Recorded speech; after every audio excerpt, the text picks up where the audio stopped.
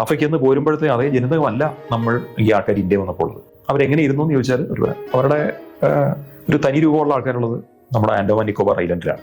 ഒരു സമൂഹം പുറത്തുനിന്ന് വന്നിട്ടുണ്ട്, അത് വാസ്തവമാണ്. കർഷക സമൂഹം രൂപീകരിക്കപ്പെട്ടപ്പോൾ ഉണ്ടായ സ്ട്രാറ്റിഫിക്കേഷൻ അഥവാ പാടിയവൽക്കരണം, ഘടനാവൽക്കരണം, ഇതാണ് ഇവിടുത്തെ ജാതി വ്യവസ്ഥയിലേക്ക് നയിച്ചത്. അപ്പോൾ മിക്ക മതങ്ങളിലും, സെമിറ്റിക മതങ്ങളിലാട്ടെ ധാർമ്മിക മതങ്ങളിലാട്ടെ, പ്രളയം എന്നൊരു കോൺസെപ്റ്റ് ഉണ്ട്. ഈ പറഞ്ഞ പ്രതിഭാസം പലയിടത്തും ഉണ്ടായിട്ടുണ്ട്. ഉദാഹരണത്തിന് സിന്ധു നദിയിടത്തുണ്ടായിട്ടുണ്ട്. ഇന്നത്തെ ഇൻഡസ് വാലി സംസ്കാരം രൂപപ്പെടുന്നതിന് തൊട്ട് മുമ്പ് അവിടെയും ധാരാളം ജലപാതങ്ങൾ സിന്ധു നദിയിലുണ്ടായിട്ടുണ്ട്. ഹിമാലയത്തിൽ നിന്നുള്ള മഞ്ഞുരുകി സിന്ധു നദിക്ക് ഒഴുകി, സിന്ധു നദി തന്നെ പലതവണ വഴിമാറി ഒഴുകി, അനേകം പിരിവുകളായിട്ട് ഒഴുകി. സിന്ധുവിനൊരു പര്യായമുണ്ട് സിന്ധു നദിക്ക്, ശതദ്രു എന്ന് പറയും. 100 പിരിഞ്ഞവൾ എന്നാണ് അതിന്റെ അർത്ഥം. ആര്യൻ സമൂഹം എന്ന് വിളിക്കപ്പെടുന്ന ഒരു ഗ്രൂപ്പായിട്ട് മിശ്രണം ചെയ്യപ്പെടാതെ തമിഴിന്റെ ആദ്യകാല രൂപങ്ങൾ സംസാരിച്ച് നമ്മൾ ഇൻഡസ് വാലി കൾച്ചർ എന്ന് പറയുന്ന ഒരു സംസ്കാരം ഡെവലപ്പ് ചെയ്ത് അതിന് മുമ്പുണ്ടായിരുന്ന മഹർഗഡ സംസ്കാരത്തിന്റെ പ്രയോക്താക്കളായിരുന്ന ഒരു സമൂഹം, അതിനെ നമുക്ക് ദ്രാവിഡ പൂർവ്വ സമൂഹം എന്നോ ഇൻഡോ ഇറാനിയൻ ഭാഷകൾ സംസാരിക്കുന്നവർ അവിടെ എത്തിയിട്ടില്ല.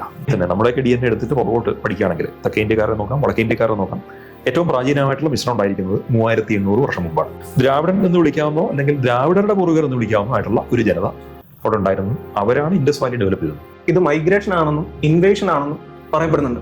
അതായത് ആര്യന്മാര് കുടിയേറ്റക്കാരാണെന്നും അല്ല അധിനിവേശക്കാരാണെന്നും രണ്ട് സിദ്ധാന്തമുണ്ട്. അപ്പൊ ഇതെങ്ങനെയാണ് ഇതിന്റെ ഒരു യാഥാർത്ഥ്യം ഉണ്ടാകുന്നത്? ഇവിടെ ചോദ്യത്തിന് ഉത്തരം വളരെ ക്ലിയർ ആണ്. ജനിത പഠനങ്ങളിൽ നിന്നുള്ള ഉത്തരം ആദ്യകാല കുടിയേറ്റങ്ങളൊക്കെ പുരുഷന്മാരുടെ കുടിയേറ്റങ്ങളാണ്. ഇവിടെയുള്ള സ്ത്രീകളുമായിട്ട് അവര് ഒത്തുചേർന്നു. ഇവർ രണ്ടുപേരും ചേർന്നിട്ടുള്ള സംസ്കാരമാണ് പിന്നെ രൂപീകരിക്കപ്പെട്ടത്.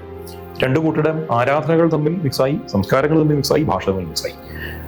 അങ്ങനെ ഉണ്ടായ മിശ്രണ ഭാഷ പോലുമാണ് സംസ്കൃതം എന്ന് പറയുന്നത്. എന്റെ ഒരു ഊഹം ശരിയാണെങ്കിൽ പ്രാചീന ഇന്ത്യ സ്ത്രീ പ്രാധാന്യമുള്ളതായിരുന്നു, പെൺ പ്രാധാന്യമുള്ളതായിരുന്നു. സൂര്യൻ എന്ന് പറഞ്ഞാൽ എന്താണ്, അതിനെ സ്ത്രീയായിട്ട് പോലും ആരാധിച്ച സമ്പ്രദായം. പിന്നെ ക്രൈസ്തവരും വന്നു, മുസ്ലിങ്ങളും വന്നു. ഇവർക്കെല്ലാം ചില അവകാശങ്ങൾ ഇവിടുത്തെ രാജാക്കന്മാർ കൊടുത്തു. അത് കൊടുത്തത് എന്തിനു വേണ്ടാന്ന് ചോദിച്ചാൽ അവരെ അധിവസിപ്പിച്ച് അവിടുന്ന് ലാഭം ഉണ്ടാക്കുക.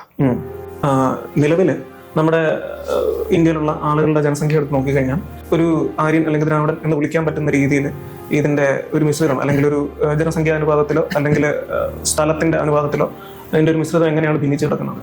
കേരളം, തമിഴ്നാട്, ആന്ധ്രാപ്രദേശ്, തെലങ്കാന, കർണാടക ഇന്നത്തെ ദ്രാവിഡ പ്രാധാന്യമുള്ള ജനതകളാണ് നമുക്ക് വേണമെങ്കിൽ പറയാം. അപ്പൊ കേരളത്തിലെ നമ്പൂതിരിമാരെ ആയിരുന്നു വിളിക്കണം, ദ്രാവിഡെന്ന് വിളിക്കുമെന്ന് ചോദിച്ചാൽ ജനിതപരമായിട്ട് അവരെ കുറച്ചുകൂടെ ചേരുക ദ്രാവിഡനായിരിക്കും ഭാഷ കൊണ്ടും എന്ന് പറയാനുള്ളൂ. എനിക്കിതിൻ്റെ അകത്തൊരു സംശയമുള്ളത്, അപ്പോ സിന്ധു നദീതട സംസ്കാരം എന്ന് പറയുന്നത് അല്ലെങ്കിൽ സൈന്ധവ നാഗരികത എന്ന് പറയുന്നത് ഒരു ദ്രാവിഡിയൻ ആയിട്ടുള്ള സൃഷ്ടിയാണോ എന്നുള്ളതാണ്. അല്ലെങ്കിൽ അതിന്റെ എല്ലാ ഗുണങ്ങളും അല്ലെങ്കിൽ എല്ലാ നന്മയും അല്ലെങ്കിൽ എല്ലാ എന്താ പറയുന്ന അഭിവൃദ്ധിയും ദ്രാവിഡനാണോ അതല്ലെന്നുണ്ടെങ്കിൽ ആര്യനാണോ എന്നുള്ള രീതിയിൽ ഒരു ചോദ്യം. അത് രാഷ്ട്രീയപരമായിട്ടും വരും. അതിന്റെ കാരണം എന്താണെന്ന് ഞങ്ങൾക്കറിയാം. ചോദ്യം ഒത്തിരി പേര് രാഷ്ട്രീയമായിട്ട് ചോദിക്കുന്നുണ്ട്, അല്ലാണ്ട് ചോദിക്കുന്നുണ്ട്. നമുക്ക് രാഷ്ട്രീയമല്ലാതെ ശാസ്ത്രം മാത്രമായിട്ട് എന്താണ് അതിന്റെ വിഷയം നോക്കാം. അത് ഇനി ശാസ്ത്രമായിട്ടോ അല്ലാതായിട്ടോ ഏത് ഉത്തരം പറഞ്ഞാലും അത് രാഷ്ട്രീയമായിട്ട് വ്യാഖ്യാനിക്കപ്പെടും എന്നുള്ളത് വേറെ കാര്യമാണ്. തീർച്ചയായിട്ടും അത് നമ്മൾ നോക്കണ്ട. ശാസ്ത്രം എന്താണോ നമ്മൾ പറയാം. ഇതിൽ ഗവേഷണം നടന്നിട്ടുണ്ട്. അതിന് നേതൃത്വം കൊടുത്തത് ഹൈദരാബാദിലുള്ള കേന്ദ്ര സർക്കാർ ഇൻസ്റ്റിറ്റ്യൂട്ട് ആയിട്ടുള്ള CCMB ആണ്, centre for cellular and molecular biology. അതിലെ സുപ്രധാന ഒരു ശാസ്ത്രജ്ഞനായിട്ടുള്ള ഡോക്ടർ തങ്കരാജ്. വേറെ ഉണ്ടായിരുന്നു, അദ്ദേഹം മരിച്ചുപോയി. ഇപ്പോൾ ഉള്ള ഒരു തങ്കരാജ് ഉണ്ട്. ഇതുമായിട്ട് ബന്ധപ്പെട്ടുള്ള ഗവേഷണങ്ങൾ നടത്തുന്ന ഒരു കേരളത്തിലുണ്ട്. നമ്മുടെ രാജീവ് ഗാന്ധി സെന്റർ ഫോർ ബയോടെക്നോളജിയിലെ ഡോക്ടർ മൊയ്നാക് ബാനർജിയൊക്കെ ഇവരുമായിട്ട് സഹകരിച്ച് വർക്ക് ചെയ്യുന്ന ആൾക്കാരാണ്. അപ്പം CCMB നടത്തിയ ഗവേഷണം, CCMB നേരിട്ട് തന്നെയല്ല, ഹാർവാർഡ് യൂണിവേഴ്സിറ്റി ആയിട്ട് അവരും കൂടെ ചേർന്നിട്ടാണ് നടത്തിയത്. ഡോക്ടർ ഡേവിഡ് റീഷിന്റെ ഗ്രൂപ്പായിട്ട് ചേർന്നിട്ടാണ് നടത്തിയത്. അവര് അതിൽ സുപ്രധാനിയായിട്ടുള്ള ഇന്ത്യ എന്നുള്ള ഒരു ഗവേഷകൻ വസന്ത് ഷിൻഡെയാണ്. അദ്ദേഹം ഒരു ആർക്കിയോളജിസ്റ്റ് ആണ്. അദ്ദേഹം വഴിയാണ് ഇൻഡസ് വാലി മേഖലയിൽ നിന്നുള്ള അസ്ഥികൾ കളക്ട് ചെയ്തത്. അത് പല രാജ്യങ്ങളിൽ നിന്ന് ആൾക്കാർ, ഇന്ത്യ, പാകിസ്ഥാൻ, തുർക്ക്മെനിസ്ഥാൻ, ഇങ്ങനെ പല സ്ഥലത്തു നിന്നും ഉള്ള ആൾക്കാരുടെ അസ്ഥികൾ കളക്ട് ചെയ്തിട്ടുണ്ട്. ഇതിൽ നിന്ന് DNA വേർതിരിച്ചിട്ട് അതിന്റെ സീക്വൻസിങ് നടത്തി ആ പഠനങ്ങൾ അതിന് ഉപയോഗിക്കുന്ന സോഫ്റ്റ്വെയറുകൾ ഉപയോഗിച്ച് അനലൈസ് ചെയ്തു. അങ്ങനെ ചെയ്തപ്പോൾ മനസ്സിലായ കാര്യം എന്താണെന്ന് ചോദിച്ചാൽ, ഇന്നത്തെ നമ്മൾ, ഞാനൊരു മലയാളിയാണ്, അതിനാൽ ഞാൻ ദ്രാവിഡനാണ്. മലയാള ഭാഷ ദ്രാവിഡ ഭാഷയാണ്. അങ്ങനത്തെ എന്റെ ജനിതകമല്ല ഇൻഡസ് വാലി ഉള്ളത്. കാരണം എന്റെ ജനിതകത്തിൽ ഇൻഡോ ഇറാനിയൻ ഭാഷകളുടെ മിക്സ് ഉള്ളവരുള്ള ആ മിക്സ് ഇവിടെ ഉണ്ട്. എന്റെ എന്ന് പറയുമ്പോൾ ഞാൻ മലയാളി, തമിഴൻ, ആന്ധ്രാക്കാരൻ, അതായത് തെലുങ്കര്, കർണാടകക്കാര് തുടങ്ങിയിട്ട് സൗത്ത് ഇന്ത്യയിലെ ഹ്യൂജ് ഗ്രൂപ്പിനെ പറ്റി പറയും. ഇത്രയും പേരുടെയും ദ്രാവിഡർ എന്ന് വിളിക്കപ്പെടാവുന്ന ഈ സമൂഹത്തിന്റെ എക്സാക്ട് ജനിതകമല്ല. എന്നാൽ അപ്പൊ നോർത്ത് ഇന്ത്യ ഉള്ളവരാണോ എന്ന് ചോദിക്കാം. ഇന്നത്തെ ഇൻഡസ് വാലി ഇരിക്കുന്ന പ്രദേശങ്ങൾ ഉത്തരഭാരതമാണോ? അവരുടെ അല്ല. കാരണം മിശ്രണം വരാത്ത, ഇപ്പോൾ മിശ്രണം വന്നാണ്. എന്നാൽ ഇൻഡസ് വാലിയുള്ള ആൾക്കാരുടെ ജനിതകത്തിന് ഏറ്റവും അധികം സാമ്യമുള്ളത് ദക്ഷിണേന്ത്യക്കാരുടെയായിട്ടാണ്, അത് ദ്രാവിഡന്മാരായിട്ടാണ്. അപ്പം നമ്മുടെ ജനിതകവും ഇൻഡസ് വാലിക്കാരുടെ ജനിതകമുള്ള വ്യത്യാസം എന്തെന്ന് വെച്ചാൽ നമ്മുടെ ജനിതകത്തിൽ ഇൻഡോ ഓറിയന്റൻ ഭാഷാഗണങ്ങൾ സംസാരിക്കുന്നവരുടെ DNA വന്നു കയറിയിട്ടുണ്ട്, ഒരു മിശ്രണം വന്നു കയറിയിട്ടുണ്ട് എന്നുള്ളതാണ്. അപ്പൊ അത് സൂചിപ്പിക്കുന്നത് ആ ഇൻഡസ് വാലിയിൽ ഉണ്ടായിരുന്ന അതിന്റെ പുഷ്കാല കാലഘട്ടം, ആ കാലഘട്ടത്തിൽ ഇൻഡോ ഇറാനിയൻ ഭാഷകൾ സംസാരിക്കുന്നവർ അവിടെ എത്തിയിട്ടില്ല. എത്തിയാൽ അതിന്റെ മിക്സ് എത്തിയവരുടെ തന്നെ അസ്ഥികളുടെ DNA അല്ലെങ്കിൽ എത്തിയവരുടെ മിശ്രണപ്പെട്ട DNA ഒക്കെ ഇടേണ്ടതാണ്. അങ്ങനെ കിട്ടിയിട്ടില്ല. അപ്പൊ അവരെത്തിയിട്ടില്ല. അവരെത്തിയത് ഇന്ത്യൻ റീജിയനിൽ DNA തന്നെ, നമ്മുടെയൊക്കെ DNA എടുത്തിട്ട് പുറകോട്ട് പഠിക്കുകയാണെങ്കിൽ തെക്കേ ഇന്ത്യക്കാരെ നോക്കാം, വടക്കേ ഇന്ത്യക്കാരെ നോക്കാം, ഏറ്റവും പ്രാചീനമായിട്ടുള്ള മിശ്രണം ഉണ്ടായിരിക്കുന്നത് 3800 വർഷം മുമ്പാണ്. ഇത് തെളിഞ്ഞിട്ടുണ്ട്. ഇത് DNA സ്ട്രാൻഡിനെ സോഫ്റ്റ്വെയർ വെച്ച് അപഗ്രഥിച്ച് പുറകോട്ട് പോയി മനസ്സിലാക്കാൻ പറ്റുന്ന കാര്യങ്ങളിലൊന്നാണ്. പിന്നെ പല പല ആർക്കിയോളജിക്കൽ എവിഡൻസുകൾ ഇതും ഈ 3800 വർഷം എന്ന് പറയുന്ന ഈ കാര്യത്തെ സാധൂകരിക്കുന്നുണ്ട്. അപ്പോൾ ഇത്തരം തെളിവ് വെച്ച് നോക്കുമ്പോൾ 3800 വർഷത്തിന് അപ്പുറത്ത് പുറമേ നിന്നൊരു ഗ്രൂപ്പ് അവിടെ എത്തിയിട്ടില്ല. അതിന് മുമ്പുണ്ടായിരുന്ന അൽത്തായി മലനിരകളുള്ള ആൾക്കാരുമായിട്ടുള്ള മിശ്രണം കഴിഞ്ഞാൽ പിന്നെ ഇവർക്ക് അങ്ങനെ മിശ്രണം വന്നിട്ടില്ല. അപ്പം ആരാണെന്ന് ചോദിച്ചാൽ ദ്രാവിഡരോട് ഏറ്റവും കൂടുതൽ ഇത് സാമ്യമുള്ള, ജനിതക സാമ്യമുള്ള ഒരു സമൂഹം അവിടെ ഉണ്ടായിരുന്നത്. അതിന്റെ അർത്ഥം ദ്രാവിഡൻ എന്ന് വിളിക്കാവുന്നോ അല്ലെങ്കിൽ ദ്രാവിഡരുടെ പൂർവികർ എന്ന് വിളിക്കാവുന്നോ ആയിട്ടുള്ള ഒരു ജനത അവിടെ ഉണ്ടായിരുന്നു. അവരാണ് ഇൻഡസ് വാലി ഡെവലപ്പ് ചെയ്തത്. ഇതേ സമൂഹം തന്നെയാണ് അതിന് മുമ്പുണ്ടായിരുന്ന മഹർഗഡ സംസ്കാരം ഡെവലപ്പ് ചെയ്തത്. അതായത് 10,000 വർഷം ഇല്ലെങ്കിൽ 8,000 വർഷമൊക്കെ പുറകിലുള്ള സംസ്കാരത്തെ മഹർഗഡ സംസ്കാരം എന്ന് വിളിക്കുന്നത്.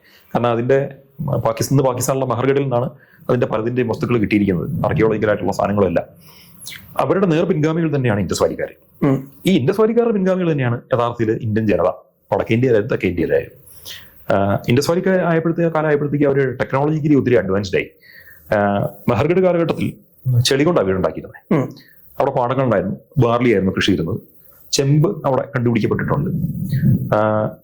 ആരാധനാ സമ്പ്രദായങ്ങൾ നോക്കുകയാണെങ്കിൽ ഫിമെയിൽ ഫിഗറിൻസ് കിട്ടിയിട്ടുണ്ട്. അതായത് അമ്മ ദൈവത്തിന്റെ ആരാധന എന്ന് വിളിക്കാവുന്ന അതിന്റെ സൂചനകളാണ് അവിടെ കാണുന്നത്. സ്ത്രീ ആരാധന ഇതാണ്.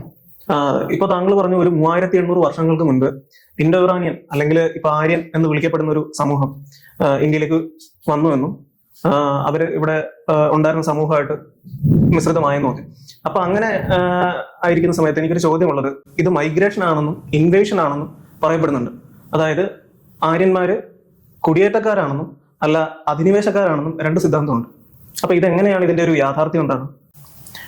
ഇന്ത്യ എക്കാലത്തും രാഷ്ട്രീയമായിട്ട് ഭിന്നിപ്പിക്കുകയും നിരവധി സംവാദങ്ങളിലേക്ക് നയിക്കുകയും ചെയ്ത ഒരു സുപ്രധാനമായ ആശയക്കുഴപ്പമാണ്. ആര്യൻ അധിനിവേശം അല്ലെങ്കിൽ ആര്യൻ കുടിയേറ്റം രണ്ടിലൊന്നുണ്ടായി. ദീർഘകാലം ഇന്ത്യയിൽ പഠിപ്പിക്കപ്പെട്ട സിദ്ധാന്തം ആര്യാധിനിവേശ സിദ്ധാന്തമായിരുന്നു. അധിനിവേശം അഥവാ ഇൻവേഷൻ എന്നുള്ള പദത്തിന് ചില അർത്ഥങ്ങളുണ്ട്. അത് ഒരു സമൂഹം വേറെ സമൂഹത്തിന്റെ മുകളിൽ യുദ്ധവിജയമോ സമാനമായ രീതിക്ക് വിഭവങ്ങളുടെ കൈയടക്കലോ നടത്തിക്കൊണ്ട് അവിടെ ആധിപത്യം പുലർന്നു എന്നുള്ളതാണ് ഈ അധിനിവേശം എന്ന് പറയുമ്പോൾ. കുടിയേറ്റാണെങ്കിൽ നമ്മളിപ്പോൾ അമേരിക്കയിലേക്കൊക്കെ ആൾക്കാർ ഇഷ്ടം പോലെ കുടിയേറുന്നില്ലേ വിദ്യാഭ്യാസം തൊഴിലിനും ഒക്കെ ആയിട്ട് എന്ന് പറഞ്ഞ പോലത്തെ ഒന്ന്. ഇവിടെ ചോദ്യത്തിന് ഉത്തരം വളരെ ക്ലിയർ ആണ്. ജനിതക പഠനങ്ങളിൽ നിന്നുള്ള ഉത്തരം, ആർക്കിയോളജിക്കലി കിട്ടിയിരിക്കുന്ന തെളിവുകൾ എന്നുള്ള ഉത്തരം, രണ്ട് കാര്യങ്ങളാണുള്ളത്. ഉത്തരം ക്ലിയർ ആണ്. ഉണ്ടായിരിക്കുന്നത് അധിനിവേശം അല്ല, പകരം കുടിയേറ്റമാണ്. ഒന്നാമത്തെ കാര്യം, ഇൻഡസ് വാലി മേഖലയിൽ ഒന്നും തന്നെ ഒരു അധിനിവേശം സൂചിപ്പിക്കുന്ന യുദ്ധങ്ങളുടെ ഒരു തെളിവും കാണാനില്ല ആ കാലഘട്ടങ്ങളിൽ. കാരണം ഒരു അധിനിവേശം ഉണ്ടായാൽ ഒരു ജനത വേറൊരു ജനതയെ അധിനിവേശം ചെയ്താൽ, ഇപ്പം ഇങ്ങോട്ട് വന്ന ആര്യൻ ജനതയുടെ പൂർവികർ അവര് കോക്കസസ് മേഖലകളിൽ നിന്ന് ഏതാണ്ട് തുർക്ക്മെനിസ്ഥാൻ വരെ വരുന്ന കാലഘട്ടങ്ങളിലെ ആ ജനതയുടെ ശേഷിപ്പുകൾ, അവരുടെ ശവകുടീരങ്ങളൊക്കെ നോക്കുകയാണെങ്കിൽ അതിഭീഷണമായ പുരുഷാധിപത്യ സ്വഭാവമുള്ള അക്രമികളായിരുന്നു എന്നതാണ് തെളിയുന്നത്. പക്ഷെ അവർക്ക് കുറെ സാംസ്കാരിക മാറ്റങ്ങൾ തുർക്ക്മെനിസ്ഥാനിൽ വെച്ച് വന്നിട്ടുണ്ട്. അവരുണ്ടായിരുന്ന സ്ഥലത്തിന്റെ അവരെ ചരിത്രപരമായിട്ട് വിശേഷിപ്പിക്കുന്നത് BMAC എന്നാണ്, ബാക്ടീരിയ മാർജിയാന ആർക്കിയോളജിക്കൽ കോംപ്ലക്സ്. ഈ BMAC മേഖലയിൽ നിന്നാണ് അവർ ഇന്ത്യൻ മേഖലയിലേക്ക് പിൽക്കാലത്തേക്ക് കുടിയേറുന്നത്. അവർ രണ്ടായിട്ട് പിരിയുന്നു. ഒരു വിഭാഗം ആൾക്കാർ ഇന്ത്യൻ മേഖലയിലേക്ക് കുടിയേറും, വേറൊരു വിഭാഗം ആൾക്കാർ ഇറാനിയൻ മേഖലയിലേക്ക് കുടിയേറും. ഇങ്ങനെ കുടിയേറുമ്പോൾ ഇവർക്കിടയിലൊരു ആശയപരമായ സംഘർഷം അവർക്കിടയിൽ ഉണ്ടായി എന്നാണ് കാണുന്നത്. ഇതിൽ ഒരു കൂട്ടം ആൾക്കാർ ദേവന്മാരെ ആരാധിക്കുന്നവരും മറ്റുള്ളവർ അസുര ആരാധകരുമാണ്. അസുരാരാധകർ കുടിയേറിയത് ഇറാനിലേക്കാണ്. ഈ രണ്ടു കൂട്ടരും സ്വയം വിശേഷിപ്പിച്ചത് വി ആർ ആര്യൻസ്, ഞങ്ങൾ ആര്യന്മാരാണെന്നുള്ളതാണ്. അപ്പം ഈ ലോകത്ത് ആര്യൻ എന്ന പേരിൽ ഒരു രാജ്യമുണ്ട്. ആ രാജ്യം ഇറാനാണ്. ആര്യൻ എന്നുള്ളത് എയ്റൻ എന്നായി, എയ്റൻ ഇറാനായി. ശരി. അവിടെ സംഘർഷം ഉണ്ടായി. അവിടെ ഒരു ദ്രാവിഡർ പോലത്തെ ഒരു ജനത അവിടെ ഉണ്ടായിരുന്നു, ദ എലമൈറ്റ് പോപ്പുലേഷൻ. എലം പോപ്പുലേഷൻ എന്ന് പറഞ്ഞ ഒരു വിഭാഗം ആൾക്കാർ, കറുത്തവരാണ്. കണ്ടാൽ നമ്മുടെ ദ്രാവിഡ സമൂഹത്തെ പോലൊക്കെ ഇരിക്കും, കുറച്ചുകൂടി നെഗ്രിറ്റഡ് ആൾക്കാരെ കൂടെ സാമ്യമുണ്ട്. ഇങ്ങനത്തെ ഒരു ഗ്രൂപ്പ് ആൾക്കാർ അവിടെ ഉണ്ട്. അവരുടെ സാമ്രാജ്യങ്ങളും ഉണ്ടായിരുന്നത്. ഈ രണ്ട് കൂട്ടർക്കിടെ യുദ്ധങ്ങൾ ഉണ്ടായിട്ടുണ്ട്. എലമൈറ്റ് ഗ്രൂപ്പ് അവിടെ തോൽപ്പിക്കപ്പെട്ടിട്ടുണ്ട്. മറുവശത്ത് ഇന്ത്യയിലേക്ക് വന്നപ്പോൾ ഇങ്ങനത്തെ യുദ്ധങ്ങൾ ഉണ്ടായിരുന്ന തെളിവൊന്നുമില്ല. പകരം മിശ്രണത്തിന്റെ തെളിവുകളാണ് ധാരാളമുള്ളത്. ഇവര് വന്നവരാരെന്ന് ചോദിച്ചാൽ വന്നവര് സ്ത്രീകളെ കൂട്ടി കുടുംബമായിട്ട് വന്നവരല്ല. ആദ്യകാല കുടിയേറ്റങ്ങളൊക്കെ പുരുഷന്മാരുടെ കുടിയേറ്റങ്ങളാണ്. ആട് മേച്ചും കാലി മേച്ചും വന്ന ആൾക്കാർ അവരുടെ പുതിയ മേൽച്ചിൽപ്പുറങ്ങളിൽ കൂടി വന്നു കയറുകയാണ്. അവർ വന്ന് ഒരു സംഘം പുരുഷന്മാർ സ്വന്തം നാട് വിട്ട് വേറെ ദേശത്തേക്ക് പോകുന്നു. ചില ഋതുക്കളിൽ അവർക്ക് തിരിച്ചു ചെല്ലാൻ പറ്റില്ല, മഞ്ഞിന്റെയൊക്കെ. അവിടെയും പുൽമേടുകൾ മഞ്ഞ് വീഴ്ച കഴിഞ്ഞിട്ട് തെളിയുമ്പോഴേക്കും തിരിച്ചു ചെല്ലുന്നത് 6 മാസമോ അതിൽ കൂടുതലൊക്കെ അവർ മാറി നിൽക്കും. അങ്ങനെ മാറി നിൽക്കും ഇത്രയും കാലത്തേക്ക് അവരവരുടെ ഇണകളെ കണ്ടുപിടിച്ചില്ല. അവരുടെ ബയോളജിക്കൽ നെസസിറ്റിക്ക് അവർക്ക് പുതിയ ഇടങ്ങളിൽ ഒരു സ്ത്രീകളെ അന്വേഷിക്കും. ഇത് വളരെ കോമൺ ആയിട്ട് ഈ ഇന്ത്യയിലേക്ക് വന്ന ആര്യൻ സമൂഹം അവർ കോക്കസസ് മേഖലയിൽ നിന്ന് പോന്നപ്പോൾ തൊട്ട് ഈ ഒരു പ്രതിഭാസമുണ്ട്. ചെന്ന മേഖലകളിലെ ആൾക്കാരുമായിട്ട് മിശ്രണം ചെയ്യപ്പെട്ട് അതിൽ ആണുങ്ങളുടെ പിതാക്കന്മാരുടെ സംസ്കാരം എന്തോ അത് അടുത്ത തലമുറയിലേക്ക് പകർന്ന് അങ്ങനെ പോകുന്നൊരു പ്രത്യേക സംസ്കാരം ഉണ്ടായിരുന്നു. എങ്കിൽ പോലും BMSയിൽ വന്നപ്പം അവിടെ ഒരു പുതിയ സംസ്കാരം രൂപീകരിക്കപ്പെടുകയത്. അവിടെ ഉണ്ടായിരുന്ന ജനതയുടെ സംസ്കാരമാണ് ഈ വന്നു കയറിയവർ ഒരു പരിധി വരെ സ്വീകരിച്ചത്. അത് രണ്ടും തമ്മിൽ മിശ്രണം ചെയ്യപ്പെട്ടു. പിന്നെ ഉണ്ടായ ആരാധന, ജീവിത, മറ്റു തരത്തിലുള്ള സംസ്കാരം എന്നുള്ളതായിട്ട് ഒരു കൂട്ടം ആൾക്കാർ ആണുങ്ങൾ തന്നെ ആദ്യകാലത്ത് ഇന്ത്യയിലേക്ക് വന്നു. ഇവിടെയുള്ള സ്ത്രീകളുമായിട്ട് അവര് ഒത്തുചേർന്നു. അങ്ങനെ വരുമ്പോൾ ഒരു കാര്യമുണ്ട്, ഇന്ത്യൻ മേഖല സ്ത്രീകൾക്ക് ആ കാലഘട്ടത്തിൽ അവരെ നിയന്ത്രിക്കുന്ന നിയമങ്ങൾ ഉണ്ടായിരുന്നു എന്ന് പറയാൻ പറ്റില്ല. ഇന്നത്തെ കാലഘട്ടത്തിലാണെങ്കിൽ ജാതി സുപ്രധാനമാണ്. പുറം ജാതിയിൽ നിന്ന് കേട്ടാൽ സമ്മതിക്കില്ല എന്ന് പറയുന്ന പോലത്തെ ഒരു സമൂഹമായിരുന്നില്ല. പുറമേ നിന്ന് വരുന്ന ഒരു സമൂഹത്തിനാണ് സ്വാഗതം ചെയ്യപ്പെട്ടിരുന്നു. അവർക്ക് വേണ്ടുന്ന വധുക്കൾ ഈ സമൂഹത്തിൽ ലഭിച്ചു. അങ്ങനെ ഒരു മിശ്രിതവർഗം ഉണ്ടായി. ഇവർ രണ്ടുപേരും ചേർന്നിട്ടുള്ള സംസ്കാരമാണ് പിന്നെ രൂപീകരിക്കപ്പെട്ടത്. രണ്ടു കൂട്ടരുടെ ആരാധനകൾ തമ്മിൽ മിക്സായി, സംസ്കാരങ്ങൾ തമ്മിൽ മിക്സായി, ഭാഷ തമ്മിൽ മിക്സായി. അങ്ങനെ ഉണ്ടായ മിശ്രണ ഭാഷ പോലുമാണ് സംസ്കൃതം എന്ന് പറയുന്നത്. സംസ്കൃതം ഒരു മിശ്രിത ഭാഷയാണ്. അതിന്റെ ആധുനികപ്പെട്ട ഒരു സംസ്കരിക്കപ്പെടുന്നതിന് മുമ്പ് ഒരു പ്രാകൃതം ഉണ്ടായി. ഈ പ്രാകൃതം ഉണ്ടായത് തന്നെ പ്രാചീനമായിട്ടുള്ള ദ്രാവിഡ ഭാഷകളും പുറയുന്നു വന്നവരുടെ വെസ്റ്റേൺ ഭാഷ എന്ന് പറയുന്ന ആദ്യ രൂപവും ചേർന്നിട്ടാണ് ഈ പ്രാകൃതം ഉണ്ടാകുന്നത്. പ്രാകൃതത്തിൽ നിന്നാണ് പിന്നെ സംസ്കൃതത്തിലേക്ക് രൂപാന്തരം ചെയ്യപ്പെടുന്നത്. വെസ്റ്റേൺ ഭാഷയല്ലേ സരതൂസ്ത്രയുടെ സോറോസ്ട്രിയൻ മതത്തിന്റെ ഇറാനിയൻ ഭാഷയായിട്ടുള്ള പാഴ്സി ഭാഷയുടെ ആദ്യ രൂപമാണ് വെസ്റ്റേൺ ഭാഷ. അപ്പോൾ റിലേറ്റഡ് ആണെന്നാണ്? റിലേറ്റഡ് ആണ്, വളരെയധികം റിലേറ്റഡ് ആണ്. കാരണം വെസ്റ്റേൺ ഭാഷയുള്ള പുസ്തകങ്ങൾ നമ്മൾ വായിച്ചു നോക്കിയാൽ, ഞാൻ വായിച്ചു നോക്കിയിട്ടുണ്ട്, വൈദിക സംസ്കൃതം പോലെ ഫീൽ ചെയ്യും. എന്നാൽ നമുക്ക് മനസ്സിലാവില്ല. അസുര ഗായത്രി പോലുള്ള സംഭവങ്ങളൊക്കെ അതിനകത്തുണ്ട്. അപ്പം വൈദിക സംസ്കൃതം പോലെ നമുക്ക് തോന്നുന്ന, അങ്ങനെ പ്രതിധ്വനിക്കുന്ന ഒരു പ്രത്യേകം, അതിൽ നിരവധി ഒരുപോലത്തെ വാക്കുകൾ വൈദിക സംസ്കൃതത്തിലും വെസ്റ്റേൺ ഭാഷയിലും ഒക്കെ ഒരേപോലത്തെ നിരവധി വാക്കുകളുണ്ട്. ഒരു ചെറിയ ഉദാഹരണം പറഞ്ഞാൽ ജലത്തിന് അപ്പ് എന്ന് പറയും, സംസ്കൃതത്തിൽ അപ്പ് എന്ന് പറയും. അപ്പം ഇന്നും നമ്മുടെ സംസ്കൃതത്തിൽ നമ്മുടെ അമ്പലങ്ങളിലൊക്കെ ഉപയോഗിക്കുന്ന ഒരു ഭാഷ തന്നെയാണ്. താന്ത്രികത്തിലൊക്കെ അപ്പ് എന്നുള്ള പദം ഉപയോഗിക്കും. അപ്പം അപ്പ് എന്നുള്ളതിന്റെ അർത്ഥം ജലം, വാട്ടർ എന്നാണ്. റോസിന് റോസാപ്പൂ അതിന് ഗുൽ എന്നാണ് പറയുക. ഈ ഗുൽ ആൻഡ് അപ്പ് ഇത് രണ്ടും ചേരുമ്പോഴാണ് ഗുലാബ്, റോസ് വാട്ടർ അഥവാ ഗുലാബ് എന്ന് പറയുന്നത്. ഇത് രണ്ടും ചേരുമ്പോഴാണ്. അപ്പൊ ഈ അപ്പ് എന്നുള്ളത് ജലം എന്നുള്ള അർത്ഥത്തിൽ അത് പുറമേ നിന്ന് വന്നതാണ്. അത് ഇവിടെ ഉണ്ടായിരുന്നല്ല, പുറമേ നിന്ന് ഇവർ കൊണ്ടുവന്നാണ്. അതുകൊണ്ട് തന്നെ ചില നദികളുടെ പേര് പറയുമ്പോൾ ഈ അപ്പ് ചേർത്ത് കാണാം. ഉദാഹരണം ഡാന്യൂബ്, ദാനു പ്ലസ് അപ്പ് ആണ് ദാന്യൂബായിട്ട് മാറുന്നത്. ദാനുവിന്റെ ജലം എന്നുള്ള അർത്ഥത്തിൽ അതാണ് ദാന്യൂബ്. അപ്പൊ ദാനു എന്ന് പറയുന്നത് ഒരു അസുര സ്ത്രീയായിട്ടാണ് കരുതപ്പെടുന്നത്. കശ്യപന്റെ ഭാര്യമാരിൽ ഒരാൾ ദിതി, മറ്റൊരാൾ അതിഥി, വേറൊരാൾ ദാനു. ഇങ്ങനെയാണ്. ദാനുവിന്റെ മക്കൾ ദാനവർ എന്ന് പറയും. അത് ദാനുവിന്റെ കരയ്ക്ക് വസിക്കുന്ന ആൾക്കാരെയാണ് ദാനവർ എന്ന് പറയുന്നത്. ഇങ്ങനത്തെ ചില സമൂഹങ്ങളൊക്കെ ആണ്. അങ്ങനെ ഈ സമൂഹം ഇന്ത്യയിലേക്ക് വന്നു കയറും. ഈ വന്നു കയറുമ്പോൾ ഉണ്ടാവുന്നത് അവിടെ സംഘർഷം ഉണ്ടാകുന്നതായിട്ട് പറയുന്നില്ല. ഈ പറഞ്ഞ തരത്തിലുള്ള ഭാഷയുടെ പുഷ്ടീകരണം, സമ്പുഷ്ടീകരണം, പുതിയ ഭാഷയുടെ രൂപീകരണം, അതിൽ നിന്ന് അനേകം പുതിയ ഭാഷകൾ ഉണ്ടായി മാറുന്നു. നമ്മുടെ നോർത്ത് ഇന്ത്യൻ ഭാഷകളായിട്ടുള്ള ഗുജറാത്തി, ബംഗാളി, ഹിന്ദി, ഇങ്ങനെ എല്ലാം ഉണ്ടായി വരികയാണ് കാലങ്ങളുണ്ട്. അപ്പൊ ഇങ്ങനെ തെക്കോട്ട് വരുമ്പം ഈ ദ്രാവിഡ ഭാഷയുടെ പ്രാഗ്രൂപത്തിൽ നിന്ന് ഇന്ന് കാണുന്ന തമിഴ്, ആദ്യം ഉണ്ടായത് പാണ്ഡ്യനാട്ട് തമിഴ്, ഒപ്പം തന്നെ മലനാട്ട് തമിഴ്, അപ്പോൾ പാണ്ഡ്യനാട്ട് ദ്രാവിഡം, മലനാട്ട് ദ്രാവിഡം, കരുനാട്ട് ദ്രാവിഡം ഇങ്ങനെ ഉണ്ടാകുന്നു. അത് പാണ്ഡ്യനാട്ട് ദ്രാവിഡം ഇന്നത്തെ തമിഴ് ആകുന്നു, മലനാട്ട് ദ്രാവിഡം എന്ന് പറയുന്നത് മലയാളമാകുന്നു, കരുനാട്ട് ദ്രാവിഡം ഇത് കർണാടക, കന്നഡ, തെലുങ്ക് ഭാഷകളാകും. ഇതും കൂടാതെ ഇവ തമ്മിൽ പിന്നെ മിശ്രണം ചെയ്യപ്പെട്ട് തുളു പോലുള്ള ഭാഷകൾ ഉണ്ടാകുന്നു. ഇങ്ങനെ പുതിയ നിരവധി ഭാഷകൾ ഉണ്ടായിക്കൊണ്ടിരിക്കുക. അതിന് കാരണം എന്താണെന്ന് വെച്ചാൽ, ഒന്ന് ഒരു വലിയ കർഷക സമൂഹം ഇവിടെ ഉണ്ടായിരുന്നു. ഈ കർഷക സമൂഹത്തിലേക്ക് പുതിയ അംഗങ്ങളും വന്നു കയറി. കർഷക സമൂഹം സ്വാഭാവികമായിട്ടും വികസിക്കുന്നു. അവര് വലുതായിട്ട് വികസിക്കുന്ന കൂട്ടത്തിൽ ഈ വന്ന പുതിയ സംസ്കാരത്തിന്റെ ആ ആൾക്കാർക്ക് ഒരു വികാസം ഉണ്ടാവുക, ആ മിശ്രിത ജനതയ്ക്ക് ഒരു വികാസം ഉണ്ടാവുക. അത് പോപ്പുലേഷൻ വികസിക്കുന്നു, സംസ്കാരം വികസിക്കുന്നു, പുതിയ ഭാഷകളായിട്ട് വികസിക്കുന്നു, പുതിയ ആചാരങ്ങൾ ഉണ്ടാകുന്നു, പുതിയ രീതികൾ ഉണ്ടാകുന്നു, പുതിയ പെരുമാറ്റങ്ങൾ ഉണ്ടാകും. മനസ്സിലായി? ഇങ്ങനെ ഇതൊരു വാസ്തവത്തിലുണ്ടായ ഒരു സമ്പുഷ്ടീകരണമാണ്. എന്നാൽ ഒരു ചെറിയൊരു പെർസെന്റേജ് അല്ലെങ്കിൽ കുറച്ച് ഗണ്യമായിട്ട് പറയാവുന്ന ഒരു സാംസ്കാരിക അധിനിവേശം ഉണ്ടായിട്ടുണ്ട്. എന്റെ ഒരു ഊഹം ശരിയാണെങ്കിൽ പ്രാചീന ഇന്ത്യ സ്ത്രീ പ്രാധാന്യമുള്ളതായിരുന്നു, പെൺ പ്രാധാന്യമുള്ളതായിരുന്നു. സൂര്യൻ എന്ന് പറഞ്ഞാൽ എന്താണ്, അതിനെ സ്ത്രീയായിട്ട് പോലും ആരാധിച്ചിട്ടുള്ള സമ്പ്രദായം. പക്ഷെ ഈ പെൺ പ്രാധാന്യമുള്ള ഇന്ത്യയിൽ നിന്ന് പുരുഷ പ്രാധാന്യമുള്ള ഇന്ത്യയിലേക്ക് നമ്മൾ മാറി. ആ മാറ്റം എന്തിനെ സൂചിപ്പിക്കുന്നു ചോദിച്ചാൽ, ആ മാറ്റം ഒരു സാംസ്കാരിക അധിനിവേശത്തെ സൂചിപ്പിക്കുന്നത്. അതായത് ഒരു മാട്രിയാർക്കൽ ആയിട്ടുള്ള ഒരു സൊസൈറ്റിയിൽ നിന്ന് ഒരു പാട്രിയാർക്കൽ സൊസൈറ്റിയിലേക്കുള്ള മാറ്റം. ഇത് ഈ ആര്യാധന അല്ലെങ്കിൽ ആര്യന്മാരുടെ കുടിയേറ്റത്തോടു കൂടിയാണ് അങ്ങനെ സംഭവിച്ചിരിക്കുന്നത്. അതിനാണ് സാധ്യത കൂടുതൽ. അതിന്റെ ആദ്യ രൂപങ്ങൾ ഒരുപക്ഷെ ഇൻഡസ് വാലി കാലത്ത് ഉണ്ടായി കാണാം. കാരണം സ്ത്രീ ദൈവങ്ങളെ ആരാധിച്ചതെന്ന് പുരുഷ ദൈവങ്ങളെ ആരാധിക്കുന്ന രീതി അന്ന് തന്നെ ഡെവലപ്പ് ആയിട്ടുണ്ട്. ആദ്യകാല ശിവലിംഗങ്ങൾ ലഭിച്ചേക്കുന്നത് ഇൻഡസ് വാലിയിൽ നിന്ന് തന്നെയാണ്. ശിവലിംഗത്തിന്റെ ആദ്യ രൂപങ്ങൾ അവിടെയുണ്ട്. അതേസമയം സപ്തമാതൃക്കളുടെ ആരാധന അവിടെയുണ്ട്. ഒരു ഇൻഡസ് വാലി സീനിൽ കാണിക്കുന്നത് ഒരു മരത്തിലിരിക്കുന്ന സ്ത്രീയും താഴെ ഇരിക്കുന്ന പുലി. ഇവിടെ പുലി മരം സ്ത്രീയെ. മരത്തിനും ആത്മീയമാണ് പ്രാധാന്യമെങ്കിൽ ഇതിനെ ദുർഗ ആരാധനയുടെ ആദ്യ രൂപമായിട്ട് വേണം പറയാം. മനസ്സിലായി. നാഗാരാധനയുടെ ആദ്യ രൂപങ്ങളുണ്ട്. ഇങ്ങനെ പലതും അവിടെ കാണാനുണ്ട്. അപ്പം അതുപോലെ തന്നെ നന്ദി കൾട്ട് എന്ന് പറയുന്ന ഒരു ശൈവൈറ്റ് കൾട്ട് അതുണ്ടായിട്ടുണ്ട്. പശുപതി സീൽ എന്ന് പറയുന്ന യഥാർത്ഥത്തിൽ നന്ദികേശ്വരന്റെ രൂപമല്ലേ എന്ന് സംശയിക്കണം. അപ്പൊ ഇങ്ങനെയുള്ള പലതും ഇവിടെ ഉണ്ടായിട്ടുണ്ട്. അപ്പം ഒരേ സമയം തന്നെ പുരുഷരൂപത്തിലുള്ള പ്രതിമകൾ അത് ഗുരുക്കന്മാരുടെയോ രാജാക്കന്മാരുടെയോ ആയിരിക്കാം. ധ്യാനിക്കുന്ന ഒരു വ്യക്തിയെ അവിടെ പ്രതിമയിൽ കാണുന്നതുകൊണ്ട് അതൊരു ഗുരുവായ പുരുഷനാണ് എന്ന് അനുമാനിക്കാം. സപ്തമാതൃകൾക്ക് സമാനമായിട്ടുള്ള കുത്തിവെക്കലുകൾ അന്നുണ്ടായിട്ടുണ്ട്. ഇങ്ങനെയെല്ലാം കാണുന്നുണ്ട് സ്ത്രീ പുരുഷ ആരാധനകളുടെയും സ്ത്രീ പുരുഷ പ്രാധാന്യത്തിന്റെയും ഒരു മിശ്രണമായിട്ട് ഇൻഡസ് വാലി മാറിയിരിക്കണം. ഇതെല്ലാം സാംസ്കാരിക മിശ്രണത്തിന് ഇത് പ്രാധാന്യമുണ്ട്, ജനിത മിശ്രണത്തിന് പ്രാധാന്യമുണ്ട്, പുറമേ നിന്ന് വന്ന കൾച്ചർ മിക്സ് ആയതിനും പ്രാധാന്യമുണ്ട്. അല്ല, ഇതിന്റെ ഇടയ്ക്ക് പെട്ടെന്ന് ചോദിക്കുന്നതാണ്, ഇത് കഴിഞ്ഞിട്ട് പുതിയ സമൂഹങ്ങൾ വല്ലതും ജനസമൂഹങ്ങൾ വല്ലതും ഇന്ത്യയിലേക്ക് വന്നു ചേർന്നുണ്ട് ആര്യന്മാർക്ക് ശേഷം? ഉണ്ട്. അതാണ് വാസ്തവം. അതായത് ആദ്യകാല ആര്യന്മാർ വന്നത് അവര് സ്ത്രീകളെ കൊണ്ടല്ല വന്നതെങ്കിൽ പിൽക്കാലത്ത് ആര്യന്മാരും മറ്റ് ആര്യന്മാരുടെ ഉപസമൂഹങ്ങളോ അല്ലെങ്കിൽ അനാര്യ സമൂഹങ്ങളോ ഒക്കെ വിളിക്കാവുന്ന വേറെ പലരും പിന്നീട് അടുത്ത കാലങ്ങളിൽ ഇന്ത്യയിലേക്ക് കുടിയേറിയിട്ടുണ്ട്. ഉദാഹരണം പറഞ്ഞാല് ഇപ്പം ഹൂണന്മാർ ഇന്ത്യ എത്തി, അവർ ഇന്ത്യയുടെ ഭാഗമായി. അപ്പം പിന്നെ ജാട്ട് സമൂഹം വന്നിട്ടുണ്ട് പുറമേന്ന്. ഇങ്ങനെ നിരവധി സമൂഹങ്ങൾ നമുക്ക് കാണാം. അതില് ഏറ്റവും അവസാനം ഒരു ആഫ്രിക്കൻ സമൂഹം പോലും ഇന്ത്യയിൽ വന്നു. അവര് എങ്ങനെയാന്ന് വെച്ചാൽ അടിമകളായിട്ട് കൊണ്ടുവന്നാണ് സുൽത്താന്മാരുടെ കാലത്ത്. സിദ്ധി ആദിവാസികൾ എന്ന് പറഞ്ഞിട്ട് കർണാടകത്തിൽ കാണുന്നത് ഒരു ഭൂരിഭാഗം മുസ്ലിങ്ങളാണ്, കുറച്ചുപേര് ഹിന്ദുക്കളാണ്. ഒറിജിനൽ നീഗ്രോസ് തന്നെയാണ്, ആഫ്രിക്കക്കാർ തന്നെയാണ്. ഭോപ്പാലിൽ ഒരു സംഘം ജർമ്മൻകാരുണ്ട്. മുഗൾ കാലഘട്ടത്തിൽ കൊണ്ടുവരപ്പെട്ട ജർമ്മൻ സൈനികരായിരുന്നു. അവരിന്നും ഇന്ത്യക്കാരായിട്ട് ജീവിക്കുന്നു. ഇങ്ങനെ പല പോക്കിലും. അതിനു മുമ്പ് രാജസ്ഥാനികളുടെ പൂർവികന്മാര്, പല പല സമൂഹങ്ങളുടെയും പൂർവികന്മാർ ഇങ്ങനെ എത്തിയിട്ടുണ്ട്. ഇപ്പം ഇവർ പലരും ഹിന്ദു സമൂഹത്തിന്റെ ഭാഗമായിട്ട് മാറിയിട്ടുണ്ട്. അത് സിനോ ടിബറ്റൻ ഗ്രൂപ്പുകളുടെ ഇടയിൽ ഇതുപോലെ തന്നെ ഉണ്ടായിട്ടുണ്ട്.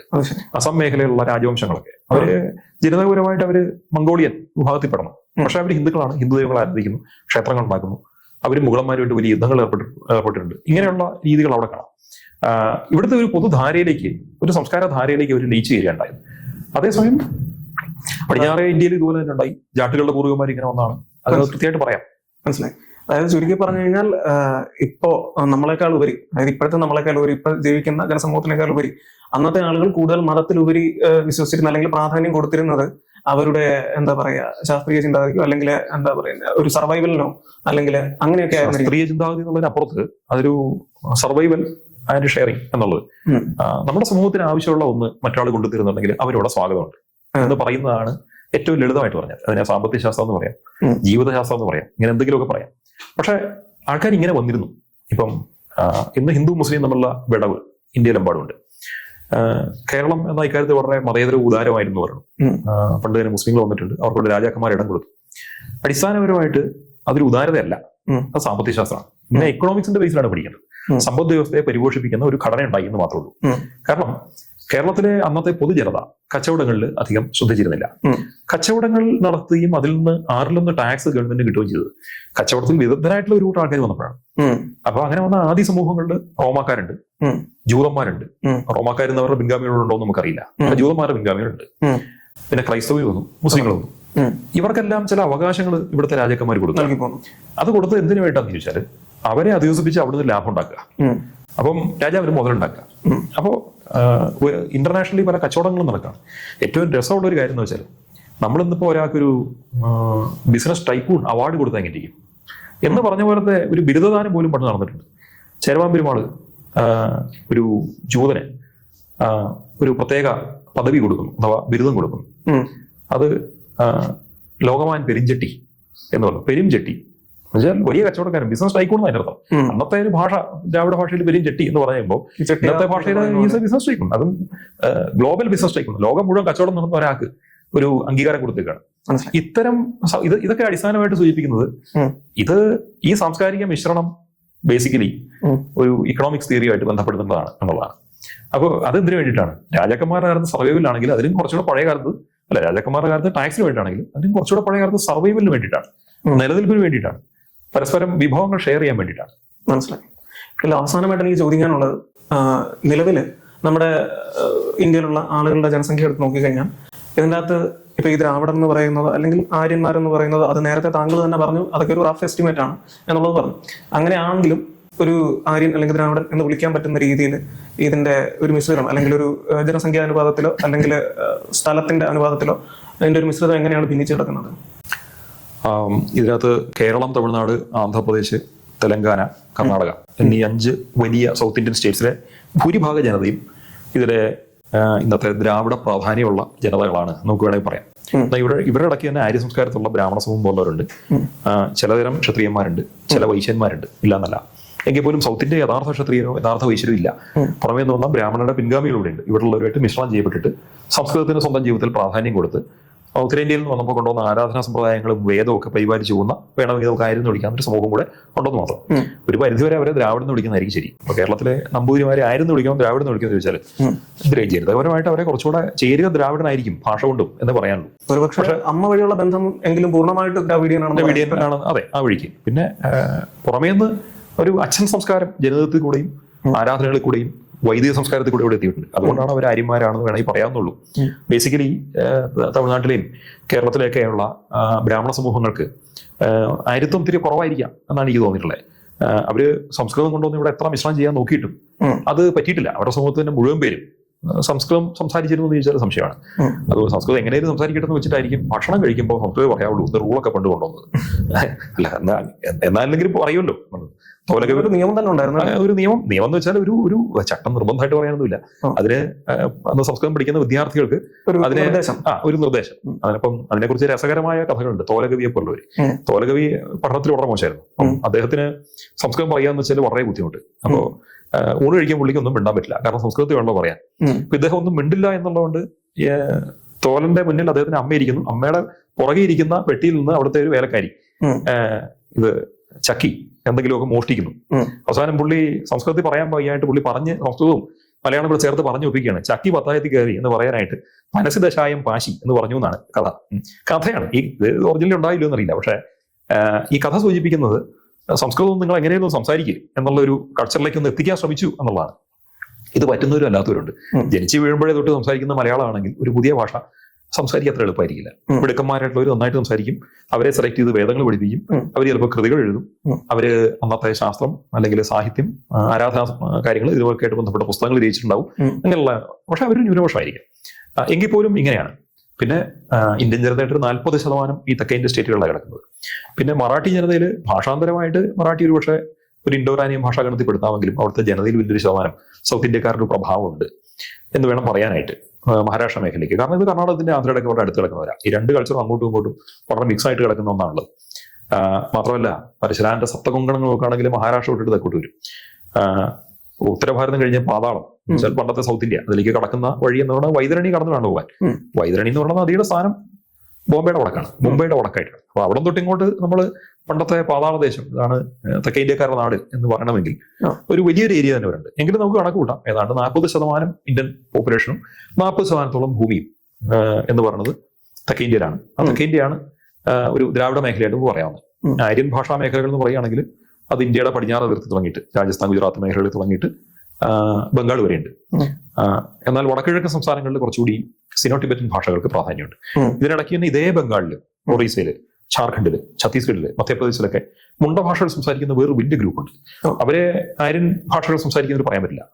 അവർ ഓസ്ട്രേലിയൻ ഭാഷകൾ സംസാരിക്കുന്ന ആൾക്കാരാണ്. ഗോണ്ടുകൾ എന്നൊരു സമൂഹമുണ്ട്. ഗോണ്ടുകൾ ജനതാപരമായിട്ട് ഓസ്ട്രേലിയൻ ഗ്രൂപ്പ് ആണെങ്കിൽ ഗോണ്ട് ഭാഷയെപ്പെടുത്തിയിരിക്കുന്നത് ദ്രാവിഡ ഭാഷയായിട്ടാണ്.